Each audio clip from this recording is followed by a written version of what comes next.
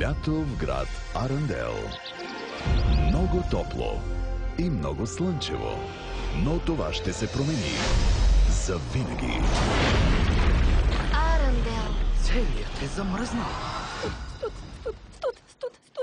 Студ. Истинска виелица през юли, нали?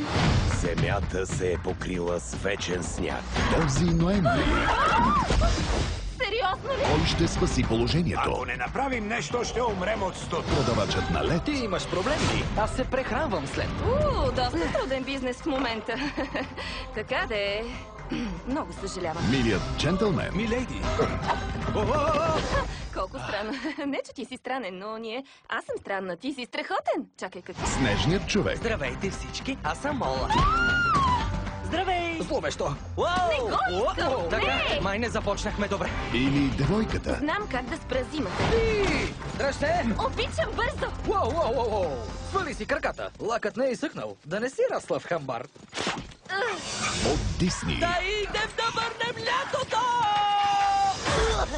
Леле, не съм във форма. Пригответе се. Вълци. Наведи се!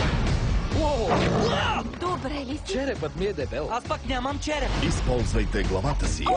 Челно! Колко сладичко, като малко бебче Доро. Преборете студа. само да оцелеят в бурята! Това не е буря!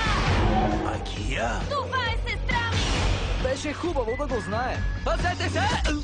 Много е невъзпитано да се хвърлят снежни човеци! Уау, битка, Джейке. Остави го на мира. Спокойна съм. Чудесно. Стига да е. Създателите на Рапунцел.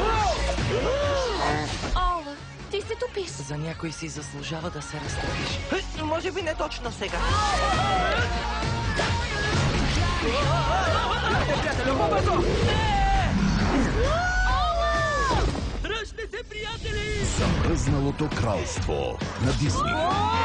Не си усещам краката! Не си усещам краката! Това са моите крака. О, ей, бързо, хвани ми тялото! О, да, така е по-добре. Очаквайте в кината на 3D.